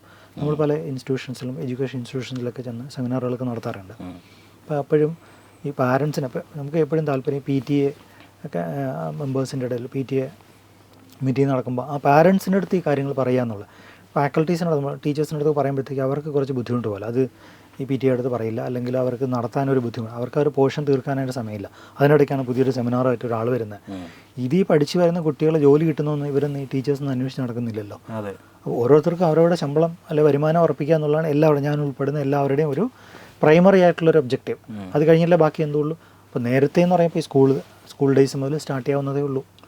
ബാങ്ക് അക്കൗണ്ട് തുടങ്ങുന്ന നിർബന്ധമില്ല. പാരൻസിൻ്റെ ബാങ്ക് അക്കൗണ്ട് വഴി കുട്ടികളുടെ പേരിൽ ഇൻവെസ്റ്റ് ചെയ്ത് തുടങ്ങാൻ പറ്റും. നേരത്തെ റിട്ടയർ ചെയ്യാം. അല്ലെങ്കിൽ കുട്ടി പ്രൊഫഷണൽ എഡ്യൂക്കേഷൻ്റെ സമയത്ത് ഒരു ഹ്യൂജ് എമൗണ്ട് വേണ്ടി വരും. ഇപ്പോൾ MBBSന് മെഡിസിൻ പഠിക്കാൻ വിടുന്നു, അല്ലെങ്കിൽ എഞ്ചിനീയറിങ്ങിന്, അല്ലെങ്കിൽ ഓവർസീസ്, ഇതിനൊക്കെ ഒരുപാട് പൈസ വേണ്ടി വരില്ലേ. അപ്പോൾ ഇതൊക്കെ നേരത്തെ ആൻറ്റിസിപ്പേറ്റ് ചെയ്ത് പ്രതീക്ഷിച്ച് നമ്മൾ നേരത്തെ ഇൻവെസ്റ്റ് ചെയ്ത് തുടങ്ങിയാൽ അത്രയും നേരത്തെ നമുക്ക് റിട്ടേൺ അറിയാം, കുട്ടിക്ക് ഒരു ബുദ്ധിമുട്ട് പിന്നീട് ഉണ്ടാവാനും പോകുന്നില്ല. ഈ ഒരു മ്യൂച്വൽ ഫണ്ട് നിക്ഷേപം തുടങ്ങാനായി എന്തൊക്കെയാണ് അടിസ്ഥാനമായിട്ട് വേണ്ടത്? മ്യൂച്വൽ ഫണ്ട് നമ്മൾ ഒരു ഇൻവെസ്റ്റ്മെൻറ്റ് തുടങ്ങുമ്പോൾ നമ്മൾ ബാങ്ക് അക്കൗണ്ട് തുടങ്ങാൻ വേണ്ടി വരുന്ന ഒരു മിനിമം കുറച്ച് ഡോക്യുമെൻറ്റ്സ് ഉണ്ട്. പാൻ കാർഡ് ഉണ്ടായിരിക്കണം, ഇന്ത്യൻ റെസിഡൻ്റ് ആണെന്നുണ്ടെങ്കിൽ നമുക്ക് ആധാർ ഉണ്ടാവും, പിന്നെ ഒരു അഡ്രസ് പ്രൂഫ്, ഈ ആധാർ തന്നെ ആവാം അഡ്രസ് പ്രൂഫ്, ഐഡൻറ്റിറ്റി പ്രൂഫായിട്ട് നമുക്ക് ഈ പാൻ കാർഡ് എടുക്കാം. പാൻ കാർഡ് എല്ലാത്തിനും ഒരു മാൻഡേറ്ററി ആയിട്ടുള്ള ഡോക്യുമെൻ്റ് ആയിട്ടാണ് വെച്ചിട്ടുള്ളത്. പിന്നെ ഒരു ഫോട്ടോഗ്രാഫാണ്. അത് ഓൺലൈനായിട്ട് നമുക്ക് KYC ചെയ്യാം, ഓഫ്ലൈനായിട്ട് ഫിസിക്കൽ ഫോം വെച്ചിട്ടും ചെയ്യാൻ പറ്റും. ഇത് ഏതാണ്ട് ഒരു ദിവസത്തിന് താഴെ നമുക്ക് നടക്കാവുന്ന ഒരു പ്രോസസ്സാണ് KYC. അതിന് ₹1 പോലും നമുക്ക് ചിലവ് വരുന്നില്ല. ബാങ്ക് അക്കൗണ്ട് തുടങ്ങാനാണെങ്കിൽ പോലും അവിടെ ചെന്ന് ഒരു മിനിമം ബാലൻസ് ഒക്കെ കൊടുത്താലേ അവരൊരു അക്കൗണ്ട് ഓപ്പൺ ചെയ്ത് തരത്തുള്ളൂ. മിനിമം ബാലൻസ് മെയിൻറ്റെയിൻ ചെയ്തില്ലെങ്കിൽ പിന്നെ അതിന് പെനാൽറ്റി ഒക്കെ വരും. ഇങ്ങനെ ഒരു പ്രശ്നമൊന്നും ഈ മ്യൂച്വൽ ഫണ്ടിലോ അല്ല ഇൻവെസ്റ്റ്മെൻറ്റ് തുടങ്ങാനായിട്ട് വേണ്ടിയിട്ടുള്ള ഒരു KYC ഡോക്യുമെൻറ്റേഷനിൽ ഇല്ല. അപ്പോൾ ആർക്ക് വേണമെങ്കിലും ചെയ്യാം. അപ്പോൾ ഞാൻ എൻ്റെ കാര്യം പറഞ്ഞു കഴിഞ്ഞാൽ എൻ്റെ ഫാമിലി തന്നെ മൈനറായിട്ടുള്ള പല ആൾക്കാരുടെ പേരിലും ഞാൻ ഇനിഷ്യേറ്റ് ചെയ്തിട്ട് ഇൻവെസ്റ്റ്മെൻറ്റ് ചെയ്തിട്ടുണ്ട്. അപ്പം തുടങ്ങിയ സമയത്ത് പലരും ചോദിച്ചിട്ടുണ്ട് ഇതിൻ്റെയൊക്കെ ആവശ്യമുണ്ടോ, എന്തിനാണ് വെറുതെ കുട്ടിയുടെയൊക്കെ പേരിൽ എന്തിനാണ് ബാങ്ക് അക്കൗണ്ട് തുടങ്ങുന്നത്, അവരെയൊക്കെ പഠിച്ച് ജോലിയൊക്കെ അതിന് ശേഷം അവരൊക്കെ തന്നെ ചെയ്തോളും, ഇങ്ങനെ പറഞ്ഞ് സംസാരിച്ചിട്ടുള്ള ആൾക്കാർ ഉൾപ്പെടെയുണ്ട്. അപ്പം ഞാൻ എൻ്റെ ഒരു ബന്ധുവിൻ്റെ കേസ് തന്നെ പറയാം, അതും റിയലി നടക്കുന്ന കാര്യം. ഈ വീഡിയോ കാണുമ്പോൾ പുള്ളിക്ക് കാര്യം മനസ്സിലാവും, ആ ആൾക്ക് തന്നെ കറക്റ്റായിട്ട് മനസ്സിലാവുന്നതാണ്. അതായത് നമ്മുടെ ഓഫീസിൽ എല്ലാ മാസവും ഒരു എമൗണ്ട്, ഞാൻ എമൗണ്ട് തന്നെ പറയാം, ₹5000 വീതം മാസം തോറും അവരുടെ റജി സാറിൻ്റെ ഓഫീസിൽ പോയി കൊടുക്കുന്നു, അല്ലെങ്കിൽ റജിയുടെ ഓഫീസിൽ പോയി കൊടുക്കുന്നു, അല്ലെങ്കിൽ എൻ്റെ ബാങ്കിൽ നിന്ന് പിടിച്ചുകൊണ്ട് പോകുന്നു. പുള്ളിയുടെ ധാരണ ഈ ₹5000 മാസം പറയും systematic investment plan in mutual funds. അതാണ് ആക്ച്വലി പുള്ളിയുടെ പേരിലൊരു ഇൻവെസ്റ്റ്മെൻറ്റ് ചെയ്തിരിക്കുന്ന പുള്ളിയുടെ ഡോക്യുമെൻറ്റ്സ് വെച്ച് ആളുടെ തന്നെ ബാങ്ക് അക്കൗണ്ട് വഴിയാണ് പൈസ പോകുന്നത്. ആൾ എന്തെങ്കിലും വിഡ്രോവൽ ചെയ്താൽ ആളുടെ ബാങ്ക് അക്കൗണ്ടിലേക്ക് തന്നെ തിരിച്ച് പൈസ പോകത്തുള്ളൂ. ഈ പൈസ ഒന്ന് വേറൊരാളുടെ അക്കൗണ്ടിലേക്ക് പോവുകയോ വേറൊരാളെ എടുത്തുകൊണ്ട് പോകാനൊന്നും പറ്റത്തില്ല. നോമിനേഷൻ വെച്ചിട്ട് ആ നോമിനിക്ക് മാത്രമേ ഇതിനൊരു അവകാശമുള്ളൂ. അപ്പം ഈ പറഞ്ഞ കമൻറ്റാണ് കേൾക്കുന്നത്. ഇത്രയും എഡ്യൂക്കേറ്റഡ് ആയിട്ടുള്ള ആൾക്കാർക്ക് പോലും ഗവൺമെൻറ് സർവീസിൽ ജോലി ചെയ്യുന്ന ഒരാളാണ്. അപ്പോൾ ആൾ പറയുകയാണ് മാസം തോറും ആവശ്യമില്ലാതെ ഈ ₹5000 വീതം അവിടെ കൊണ്ട് കൊടുക്കുന്നു. ഇതാണ് ഒരു ഓർഗനൈസ്ഡ് സെക്ടറിൽ വർക്ക് ചെയ്യുന്ന ആൾക്കാരുടെ ചിന്താഗതി. പിന്നെ എങ്ങനെ ബാക്കിയുള്ള ആൾക്കാർ മാറും? വലിയ ബുദ്ധിമുട്ടാണ് മലയാളിയെ മാറ്റാൻ. നമ്മൾ 2 പേര് വിചാരിച്ചാലോ ഒരു 100 പേര് വിചാരിച്ചാലോ മലയാളി മാറുമെന്ന് വിചാരിക്കേണ്ട. പക്ഷേ ഇതുപോലെ തട്ടിപ്പിലൊക്കെ ചെന്ന് പെടാൻ വളരെ എളുപ്പമാണ്. അവരറിഞ്ഞുകൊണ്ട് തന്നെയാണ് കാശ് കൊടുക്കുന്ന കാര്യം. അടുത്ത ദിവസം കാശ് കിട്ടും. കുരങ്ങൻ കപ്പ നട്ടു എന്ന് പറയില്ല, അതുപോലെ കുരങ്ങൻ കപ്പ തണ്ട് കുത്തി വെച്ചിട്ട് അടുത്ത ദിവസം രാവിലെ പിഴുതു നോക്കുക, എന്തായി ഈൽഡൊന്നും വന്നില്ല, അത് കുത്തി വെച്ചിട്ട് പിന്നെ അടുത്ത ദിവസം ഇതുപോലെ പിഴുതു നോക്കരുത്. സമയമെടുക്കും, നമുക്ക് റിട്ടേൺസ് ഉണ്ടാകും. അതിന് നമുക്ക് പേഷ്യൻസ് വേണം, റിവാർഡ് കിട്ടും, നമുക്കൊരു വിശ്വാസം മിനിമം വേണം. നമ്മൾ ബാങ്കിൽ FD ഇട്ടു, പൈസ തിരിച്ചു കിട്ടുന്ന വല്ല ഗ്യാരണ്ടി ഉണ്ടോ? അതെ, ഒരു ഗ്യാരണ്ടി ബാങ്കിൽ ഡെപ്പോസിറ്റ് ചെയ്താൽ ഇല്ലല്ലോ. ഗ്യാരണ്ടി എന്നുള്ളൊരു വേർഡ് അവിടെ എഴുതിയിട്ടില്ലല്ലോ. അപ്പോൾ നമ്മളൊരു മെച്യൂരിറ്റി വാല്യൂ എഴുതിയൊരു സർട്ടിഫിക്കറ്റ് തരും. മെച്യൂരിറ്റി വാല്യൂ ഇത്ര രൂപ നിങ്ങൾ ഇന്ന ഡേറ്റിൽ നിങ്ങളുടെ അക്കൗണ്ടിലേക്ക് അക്കൗണ്ടിലേക്ക് നല്ല കിട്ടും, നല്ല FD സർട്ടിഫിക്കറ്റിൽ FD ഇട്ടവർക്ക് അറിയാം. അപ്പോൾ അതിനകത്ത് തരും. അതിലൊന്നും ഗ്യാരണ്ടി എന്ന് പറഞ്ഞിട്ട് എഴുതി വെച്ചിട്ടില്ല. ഈ ചെറുപ്പക്കാർക്ക് ഇപ്പോൾ ആദ്യമായി ജോലിയിൽ പ്രവേശിക്കുന്നവർ, ഇങ്ങനെയുള്ളവർക്കൊക്കെ മ്യൂച്വൽ ഫണ്ട് നിക്ഷേപം തുടങ്ങുന്നത് കൊണ്ട് എന്ത് പ്രയോജനമാണ്? ചെറുപ്പക്കാരെന്ന് പറഞ്ഞാൽ ഇപ്പോൾ ഈ അടുത്ത കാലത്തായിട്ട് ഇപ്പം കൂടുതലും എൻജിനീയറിങ് ഗ്രാജുവേറ്റ്സാണ് കൂടുതലും നമ്മൾ കണ്ടുവരുന്നത്. പണ്ടൊക്കെ ആണെങ്കിൽ നമ്മളൊക്കെയാണെങ്കിൽ പ്രീ ഡിഗ്രി ഒക്കെ കഴിയുന്ന സമയത്തൊക്കെ ആണെങ്കിൽ പിന്നെ ഏതെങ്കിലും ഒന്നുകിൽ പ്രീ ഡിഗ്രി കഴിഞ്ഞ് ഗ്രാജുവേഷന് പോകണം, PG ചെയ്യാൻ പറ്റുമെങ്കിൽ PG ചെയ്യണം, അല്ലെങ്കിൽ ITI അല്ലെങ്കിൽ പോളിടെക്നിക്ക് അങ്ങനത്തെ എന്തെങ്കിലും കോഴ്സുകളൊക്കെ. അപ്പം കൂടുതൽ പഠിക്കാൻ കഴിവുള്ള ആൾക്കാരാണെങ്കിൽ എൻജിനീയറിങ്ങിന് പോവും, മെഡിസിൻ അല്ലെങ്കിൽ അതുപോലെ ഫാർമസി. ഇപ്പം ഓരോരുത്തരുടെ നോളജ് ലെവലിനനുസരിച്ച് അല്ലെങ്കിൽ സ്കിൽ സെറ്റിനനുസരിച്ചിട്ടായിരിക്കുമല്ലോ ഓരോന്നിലേക്ക് തിരിഞ്ഞു പോകാം. പണ്ടൊക്കെ ആണെങ്കിലൊരു ഓക്കെ അവനൊരു എൻജിനീയറിംഗ് ഗ്രാജുവേറ്റ് എന്ന് പറയുമ്പോഴത്തേക്കും അത്രയ്ക്കും ഒരു നോളജ് ആ ഒരു സെഗ്മെൻറ്റിൽ ആ ഒരു പർട്ടിക്കുലർ ഏരിയയിൽ ഉണ്ടാവും. ഇപ്പം നമ്മളൊരു BTech ഗ്രാജുവേറ്റിനെ കണ്ട് സംസാരിച്ച് കഴിഞ്ഞാൽ നമുക്ക് തന്നെ ഇവൻ അത്രയ്ക്കും ഒരു ബുദ്ധിയില്ല, ഇവൻ എന്തായി സംസാരിക്കുന്ന രീതി. കാര്യം ഒരു ടെക്നിക്കൽ നോളജ് അവൻ പഠിച്ച ബ്രാഞ്ചിനെ കുറിച്ച് പോലും ഇല്ലാത്ത ആൾക്കാരാണ്. ഞങ്ങൾ പലപ്പോഴും ജോബ് ഇൻ്റർവ്യൂവിൻ്റെ സമയത്ത് പലപ്പോഴും ഈ BTech ഗ്രാജുവേറ്റ്സും ഒക്കെ വരാറുണ്ട്. ആരെയും കുറച്ച് കാണുന്നതല്ല. അപ്പം വെറും +2 കഴിഞ്ഞ ആളോ അല്ലെങ്കിൽ ഒരു ഗ്രാജുവേഷൻ കഴിഞ്ഞ ഒരാളിനൊക്കെ പലപ്പോഴും ഈ MTech കഴിഞ്ഞ ആളിനേക്കാളും അല്ലെങ്കിൽ MPhil കഴിഞ്ഞ ആളിനേക്കാളും പലപ്പോഴും നോളജ് ഉള്ളതായിട്ട് നമുക്ക് തോന്നാറുണ്ട്. ഈ സെയിം സെഗ്മെൻറ്റ് ഇപ്പോൾ കൊമേഴ്സ് പഠിക്കാത്ത ഒരാൾ വന്നിട്ട് പോലും ആ ഒരു പർട്ടിക്കുലർ ഏരിയനെ കുറിച്ച് ഇപ്പോൾ സ്റ്റോക്ക് മാർക്കറ്റ് അല്ലെങ്കിൽ ക്യാപിറ്റൽ മാർക്കറ്റ് പറഞ്ഞാൽ അറിഞ്ഞുകൂടാത്ത ഒരുപാട് പേരുണ്ട്. മാസ്റ്റേഴ്സ് കഴിഞ്ഞിട്ട് MCOM കഴിഞ്ഞിട്ട് പോലും ഒരാൾ ഇൻ്റർവ്യൂവിൻ്റെ ആകുമ്പോൾ ചോദിക്കുമ്പോൾ ക്യാപിറ്റൽ മാർക്കറ്റ് എന്ന് പറയുമ്പോൾ ഇങ്ങനെ അന്തം വിട്ടിരിക്കാറുണ്ട്. അപ്പോൾ എന്താണ് എഡ്യൂക്കേഷൻ ഇൻസ്റ്റിറ്റ്യൂഷൻസിൽ പഠിപ്പിക്കുക എന്നുള്ളതും കൂടെ നമ്മൾ തിരിച്ചറിയേണ്ട ഒരു കാലം കഴിഞ്ഞു. കാര്യം അവിടെയും സാലറി മേടിക്കുക എന്നുള്ളതാണ് പ്രൈമറി ആയിട്ടുള്ളൊരു ഒബ്ജക്റ്റീവ്.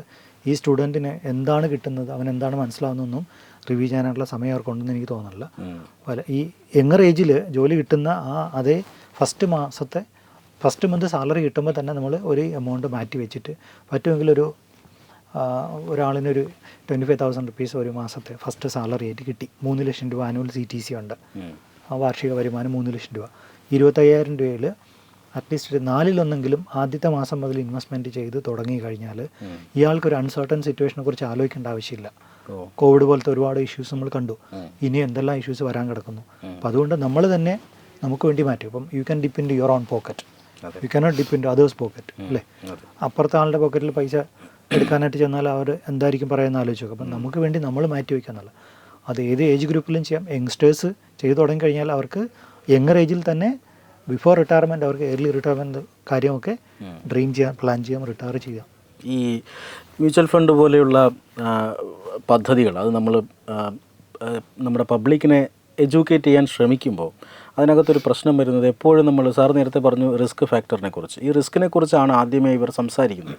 അതായത് ഇനി നമ്മൾ ഈ റിസ്ക് ഫാക്ടർ അനലൈസ് കഴിഞ്ഞാൽ എന്തൊക്കെയാണ് പൊതുവേ പറയുന്നത്, ഈ ആളുകളുടെ ഹാർഡ് ഏൺഡ് മണി ഓഹരി വിപണിയിൽ കൊണ്ടുപോയി നിക്ഷേപിക്കുന്നു, അവിടെ നിന്ന് റിട്ടേൺ കിട്ടിയാലായി കിട്ടിയില്ലെങ്കിലായി. അതുപോലെ തന്നെ ഈ ഓഹരി വിപണി എന്ന് പറഞ്ഞാൽ എന്തോ ഒരു വലിയ ചൂതാട്ട കേന്ദ്രമാണ് എന്ന നിലയിൽ സംസാരിക്കുന്നവരുണ്ട്, അവിടെ അഴിമതി നടക്കുന്നു എന്ന് പറയുന്നവരുണ്ട്. നമ്മുടെ പണം കൊണ്ട് അംബാനിയും അദാനിയും ഒക്കെ കോടീശ്വരനാവാമെന്നല്ലാതെ ഇതുകൊണ്ട് വല്ല പ്രയോജനമില്ല എന്നൊക്കെ സംസാരിക്കുന്നവരുണ്ട്. അപ്പോൾ റിസ്ക് ഫാക്ടർ ആക്ച്വലി എന്താണ് ഇതിനകത്ത്? റിസ്ക് എന്ന് പറഞ്ഞാൽ നമ്മൾ പല കാര്യങ്ങളിലും റിസ്ക് ഉണ്ട്. നമ്മൾ എല്ലാ ദിവസവും പച്ചക്കറി കടയിൽ പോകുന്നു, അല്ലെങ്കിൽ പ്രൊവിഷൻ സാധനങ്ങൾ മേടിക്കാൻ പോകുന്നു, പാല് മേടിക്കാൻ പോകുന്നു. എല്ലാ ദിവസവും ഒരേ പ്രൈസിനാണ് നമ്മൾ സാധനങ്ങൾ വാങ്ങുക? അല്ല. പല സാധനങ്ങളുടെ വില പല ദിവസങ്ങളിലും. ഇപ്പോൾ ഈ കഴിഞ്ഞ ആഴ്ചയിൽ ഞാൻ കുറച്ച് ഗ്രോസറി വാങ്ങാനായിട്ട് പോയപ്പോൾ ടൊമാറ്റോ, തക്കാളിയുടെ കൗണ്ടറിൽ ചെന്നപ്പോഴത്തേക്ക് അവിടെ നിന്ന് 75 രൂപ, 80 രൂപ, 81 രൂപ എന്നൊക്കെ വില എഴുതി വെച്ചിരിക്കുന്നു. അപ്പോൾ ഇത് കണ്ട് ഞാൻ ഞെട്ടിപ്പോയി. ഞങ്ങൾ 15 രൂപയ്ക്കും 12 രൂപയ്ക്കൊക്കെ വാങ്ങിയ കാലമൊക്കെ പെട്ടെന്ന് ഓർമ്മിച്ച്. എനിക്ക് തോന്നുന്നു 2024-25 തന്നെ നമ്മൾ 25 രൂപയ്ക്ക് താഴെ തക്കാളി മേടിച്ചിട്ടുണ്ടാവും, 30 രൂപയ്ക്ക് താഴെ, അല്ലെങ്കിൽ 15 രൂപയ്ക്കൊക്കെ കിട്ടിയിട്ടുണ്ടാവും. ഇതേ സാധനമാണ് ഒരു വർഷത്തിൻ്റെ ഇടയിൽ ഈ എത്ര 15 രൂപയ്ക്ക് മേടിച്ച തക്കാളിയുടെ വില 75-80 രൂപ എന്ന് പറയുമ്പോൾ എത്ര ടൈംസ് വില കൂടി. ഈ ഒരു വർഷം കൊണ്ട് നമ്മുടെ സാലറി എത്ര ടൈംസ് കൂടി കാണും? വൺ ടൈം അത് ഒരു ഇരട്ടി സാലറി കൂടണമെങ്കിൽ എത്ര വർഷങ്ങളെടുക്കും? നമ്മളൊരു ബാങ്കിൽ FD ഇട്ട് കഴിഞ്ഞാൽ കിട്ടുന്ന ആകെപ്പാടെ 6 മുതൽ 7% വരെയാണ് ഇന്ത്യയിലെ മേജർ ബാങ്കുകളെല്ലാം ഡെപ്പോസിറ്റിന് റേറ്റ് ഓഫ് ഇൻട്രസ്റ്റ് ഓഫർ ചെയ്യുക. അപ്പോൾ ഈ കിട്ടുന്ന ബാങ്ക് ഡെപ്പോസിറ്റ് എന്നുള്ള ഇൻട്രസ്റ്റ് കൊണ്ടൊന്നും ഒരിക്കലും അവരുടെ ലൈഫിലെ ഗോൾസ് ഫുൾഫിൽ ചെയ്യാൻ പറ്റുമെന്ന് വിചാരിച്ചുകൊണ്ടിരിക്കരുത്. അവിടെ ഏറ്റവും വലിയൊരു റിസ്ക് ഫാക്ടർ എന്ന് വെച്ച് കഴിഞ്ഞാൽ ഈ പറഞ്ഞ ഇൻഫ്ലേഷൻ റിസ്ക്കാണ്. നമ്മൾ വാങ്ങുന്ന സാധനങ്ങളുടെ വില ദിനം പ്രതി കൂടിക്കൊണ്ടിരിക്കുക. അത് മനസ്സിലാക്കാതെ ഇപ്പോൾ ഈ ഇൻഫ്ലേഷൻ എന്നൊക്കെ പറഞ്ഞാൽ സാധാരണ ആൾക്കാർ, അതായത് കോമൺ പീപ്പിളിൻ്റെ ഇടയിൽ ശരിക്കും പറഞ്ഞാൽ ഇൻഫ്ലേഷൻ എന്ന് പറഞ്ഞാൽ അവർ ഒരു അറ്റൻഷൻ പോലും കൊടുക്കില്ല. എന്താ ഇൻഫ്ലേഷൻ എന്ന രീതിയിൽ അവർ ഒരു ചോദിച്ചതിൻ്റെ അങ്ങനെ ഒരു മറുപടി കേൾക്കാൻ നിൽക്കില്ല അവർ. ഇത് നമ്മുടെ ജീവിത നിലവാരം താഴോട്ട് കൊണ്ടുവരുന്നൊരു ടൂളാണ് ഈ പറഞ്ഞ inflation. Inflation will reduce our purchasing capacity.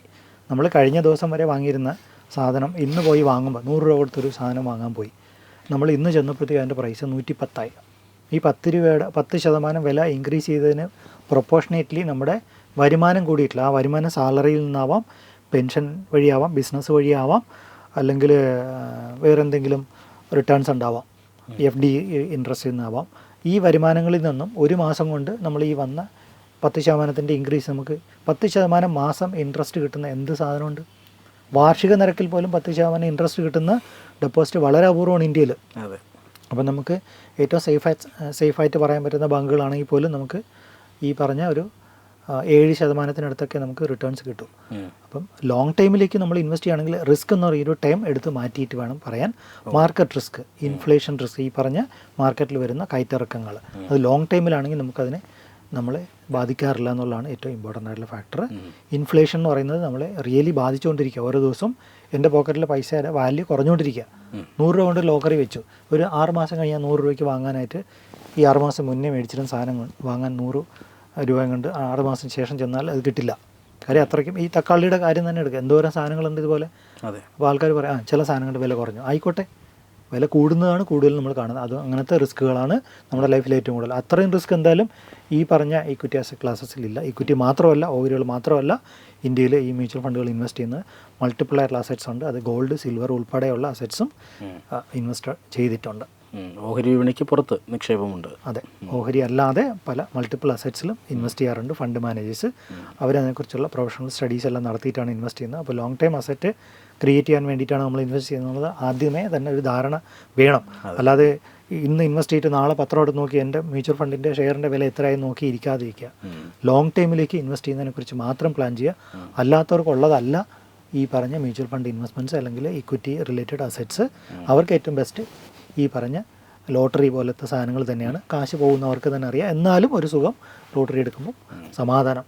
ഒരു ദിവസം സ്വപ്നം കാണാനുള്ള സാധനമുണ്ട്, അതിനുള്ള വാല്യൂ കൊടുത്തിട്ടുണ്ട്. 30 രൂപ കൊടുത്തു, 30 രൂപയ്ക്കുള്ള സ്വപ്നം അടുത്ത ദിവസം റിസൾട്ട് വരുന്നവരെ കാണാം. അതെ, എന്തായാലും സുരക്ഷിതമായ അല്ലെങ്കിൽ ബുദ്ധിപരമായ നിക്ഷേപം എന്ന മേഖലയിൽ മലയാളി ഏറെ പിന്നോട്ടാണ് എന്ന കാര്യത്തിൽ തർക്കമൊന്നുമില്ല. മലയാളികളുടെ ഒരു സാമ്പത്തിക സാക്ഷരത അതും ഇനിയും വർദ്ധിക്കേണ്ടതുണ്ട്. അതുകൊണ്ട് തന്നെ വളരെ പ്രാഥമികമായ ഒരു ചർച്ച മാത്രമാണ് നമ്മൾ ഈ മേഖലയിൽ നടത്തിയത്. കൂടുതലായിട്ടുള്ള വിശകലനങ്ങൾ തീർച്ചയായും നമുക്ക് ഇനിയും ഇരിക്കാം. എന്തായാലും വളരെയധികം നന്ദി ഈ ഒരു സെഷനിൽ പങ്കെടുത്ത്. Thank you so much.